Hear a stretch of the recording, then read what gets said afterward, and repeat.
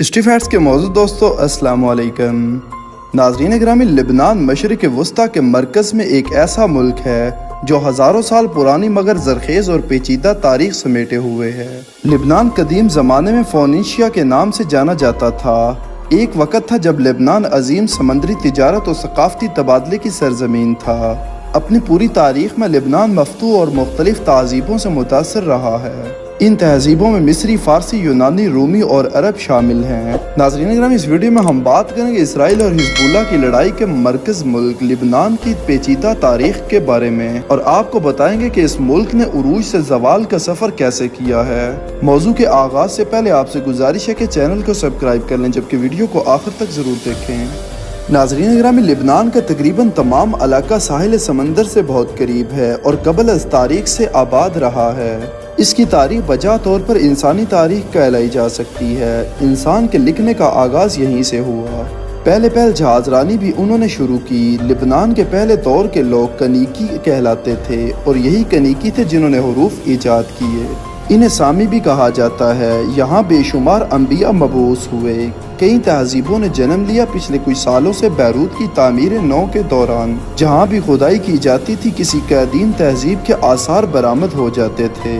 قدیم تہذیبوں کے آثار بیروت، سیدہ، بالبک، سور اور ترپولی سے ملتے ہیں۔ 3000 سال قبل کنیکی اپنے عروج پر تھے جو اعلیٰ درجے کے جہاز ران اور تاجر تھے۔ یہی وہ لوگ تھے جنہوں نے سب سے پہلے حروف کا استعمال کیا، جس کے حروف تہجی تھے۔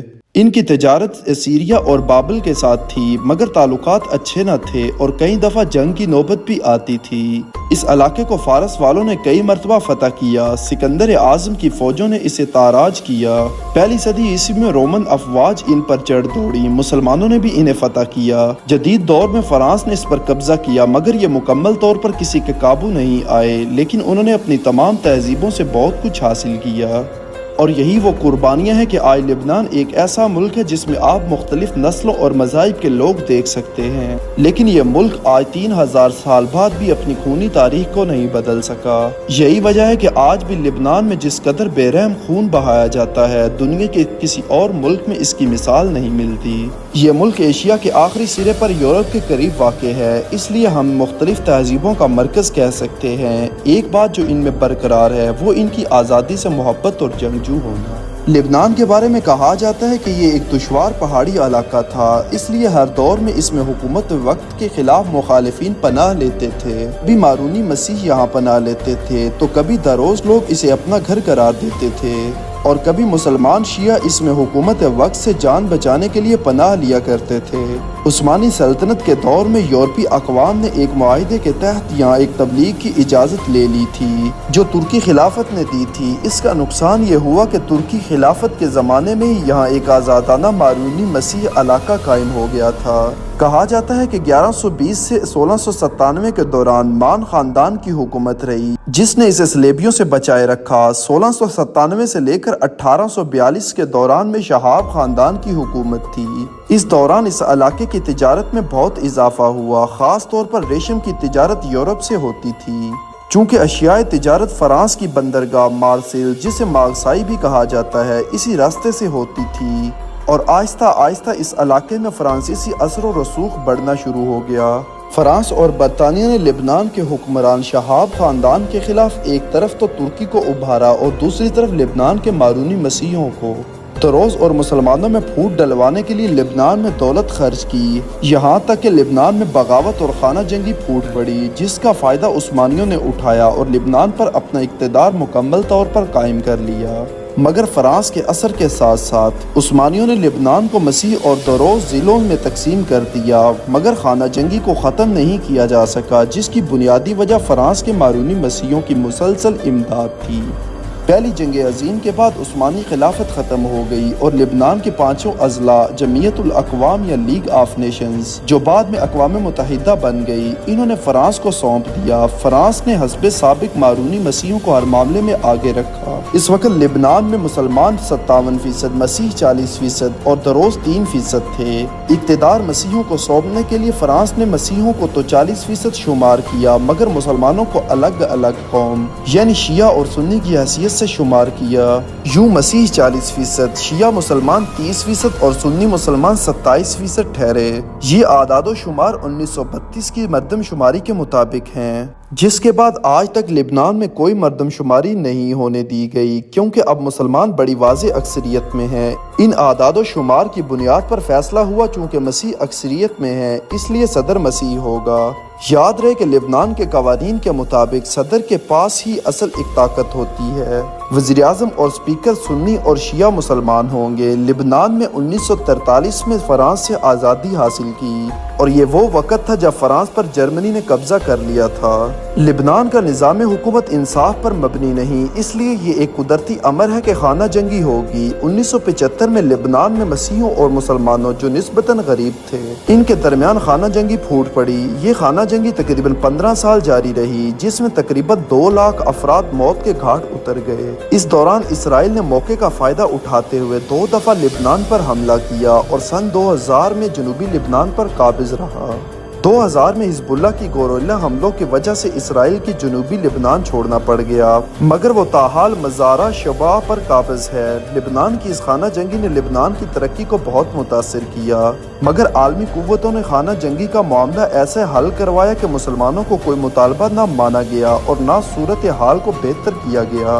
और वो सूरत हाल अब भी मौजूद है जो किसी भी वक्त खाना जंगी को हवा दे सकती है। ज़रूरत इस अमर की है कि मर्दमशुमारी करवाई जाए और इस बुनियाद पर नया निज़ाम हुकूमत तश्कील दिया जाए, जिसमें तमाम शहरियों को उनके जायज़ हुकूक हासिल हों, क्योंकि इसराइल और लेबनान के ताल्लुकात हमेशा से ही नाजुक चले आ रहे हैं। इसकी एक वजह तो ये है कि इसराइल ने इनके अरब फ़लस्तीनी भाइयों की सरजमीन पर नाजायज़ कब्जा कर रखा है। दूसरा ये कि इसराइलियों की मजहबी किताबों और मुस्तकबिल के मंसूबों में लेबनान की सरजमीन को अजीम तर इसराइल का हिस्सा समझा जाता है। इसराइल ने माजी में लेबनान पर कई हमले किए हैं और 20 साल तक जनूबी लेबनान पर काबिज रहा।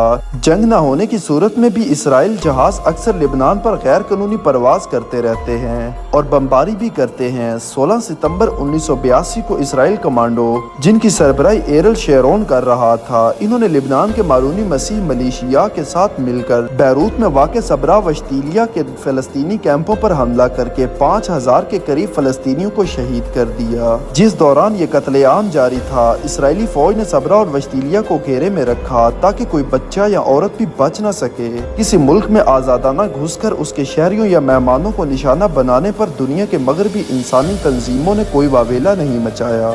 इसकी वजह यह है कि लेबनान की फ़ौज ना होने के बराबर है। जुलाई 2006 में इसराइल ने इस बहाने पर लेबनान पर हमला कर दिया कि हिजबुल्लाह ने इसके 2 फौजी कैद कर लिए हैं। हालांकि इससे पहले भी इसराइल और लेबनान की तंजीम हिजबुल्लाह एक दूसरे के फौजियों को कैद करते रहे हैं। इसराइल और अमेरिका का लेबनान या लेबनान के जनूबी हिस्से पर कब्जा करने का मंसूबा हिजबुल्लाह ने नाकाम बना दिया। ये जंग अक्टूबर 2006 तक जारी रही। लेबनान चूँकि एक अरसे दराज से इसराइल के साथ हालत जंग में है, दोनों अतराफ से अस्करी कार्रवाइयाँ होती रहती हैं, जिससे खित्ते के अमन को नुकसान पहुँचता है। ये बात भी अलग है कि इसराइल और लेबनान का कोई मुकाबला नहीं, क्योंकि कहाँ एक तरफ इसराइल एक एटमी पावर और दूसरी तरफ लेबनान के चंद फौजी। हालिया लेबनान इसराइल झड़पों के दौरान अब इसराइल अपनी तवज्जो का मरकज खान यूनस और रफा से हटाकर लेबनानी बॉर्डर्स पर मरकूज किए हुए है, जहाँ एक तरफ ये खदशा है कि ये झड़पें किसी भी लम्हे एक जंग में तब्दील हो सकती हैं, वहीं दूसरी तरफ लेबनान और इसराइल तो हम पल्ला ताकते नहीं। एक नज़र उनके फौजियों का मुवाजना करते हैं। लेबनान और इसराइल की फौजियों की ताकत और कमजोरियों का मुवाजना करते वक्त दिफाई बजट, अमला, साजो सामान और स्ट्रेटेजिक सलाहियतों जैसे मुख्तलिफ अवामिल पर गौर करना जरूरी रहता है। लेबनान का खित्ता अपने पहाड़ी इलाकों और घने शहरी इलाकों के साथ ज़मीनी हमलों के खिलाफ कुदरती दिफा फराम कर सकता है। हिजबुल्लाह लेबनानी मुसल्लह अफवाज का हिस्सा न होने के बावजूद लेबनान में एक अहम नीम फौजी कुव्वत है, जिसकी आबादी बाज़ तबक़ात को मजबूत हिमायत देती है। इसके पास कदरे बेहतर गोरेला हिकमत अमली और सलाहियतें हैं जो इसे इसराइल के लिए एक ज़बरदस्त गैर मुतनासिब ख़तरा बनाती हैं। بین الاقوامی تعاون کی بات کی جائے تو لبنان نے امریکہ اور فرانس جیسے ممالک سے فوجی امداد اور تربیت حاصل کی ہے، جس سے اس کے فوجیوں کی صلاحیتوں بھی کسی حد تک تقویت دیتی ہیں۔ میزائل، ہتھیار اور ٹیکنالوجی کے تناظرے میں لبنان کے پاس مختلف رینج کے بیلسٹک میزائل کی ایک خاصی بڑی تعداد موجود ہے، جس کی بنیادی وجہ حزب اللہ کے انجینئرز ہیں۔ یہ میزائل ماضی میں ہونے والی جنگوں میں قدرے بہتر اور مؤثر انداز میں استعمال ہو چکے ہیں اور انہیں آنے والے تنازعات میں بھی استعمال کیا جا سکتا ہے۔ لبنان کوئی بڑی فوجی طاقت نہیں اور نہ ہی اس کے پاس اتنے وسائل ہیں جن سے یہ اپنا دفاعی بجٹ بہتر کر سکے۔ لبنان کا دفاعی بجٹ اسرائیل کے مقابلے میں محدود ہے، جس کی وجہ سے جدت میں رکاوٹیں حائل ہیں۔ ساز و سامان اور تربیت کے حوالے سے لبنانی مسلح افواج کو پرانے آلات اور محدود تربیت کے ساتھ چیلنجوں کا سامنا بھی ہے، جس سے ان کی جنگی تیاریاں متاثر ہوتی رہتی ہیں۔ اندرونی تقسیم بھی لبنان کی ایک خاصی کمزوری ہے۔ لبنان کے سیاسی منظرنامے میں فرقہ وارانہ تقسیم فوجی ہم آہنگی اور تاثیر کو متاثر کر سکتی ہے۔ لبنان کی فضائی دفاعی صلاحیتیں اسرائیل کے مقابلے میں بہت کمزور ہیں، جس سے اس کی فضائی حدود اسرائیلی فضائی برتری کے لیے خطرے سے دوچار رہتی ہے۔ لبنان کے بعد اسرائیل پر اگر ایک نظر ڈالیں تو اسرائیل کے پاس تکنیکی طور پر ترقی یافتہ فوج ہے، جس کا تحقیق اور ترقی پر زور ہے۔ اسرائیلی فوج جدید ترین ہتھیاروں کے نظام اور دفاعی صلاحیتوں سے لیس ہے۔ اسرائیل اپنی جی ڈی پی کا ایک اہم حصہ دفاعی اخراجات کے لیے مختص کرتا ہے، جس سے مسلسل جدت اور جدید فوجی ساز و سامان کی خریداری ممکن ہو جاتی ہے۔ اسرائیلی فضائیہ خطے میں سب سے زیادہ قابل اور مؤثر ہے۔ اسرائیلی فضائیہ کے پاس لڑاکا طیاروں، ڈرونز اور درست رہنمائی کرنے والے گولہ بارود کا ایک مضبوط بیڑا ہے۔ اسرائیل کے پاس انتہائی تربیت یافتہ ایلیٹ اسپیشل فورسز کے یونٹ ہیں، جو انسداد دہشت گردی اور خصوصی آپریشنز میں اپنی مہارت کے لیے مشہور ہیں۔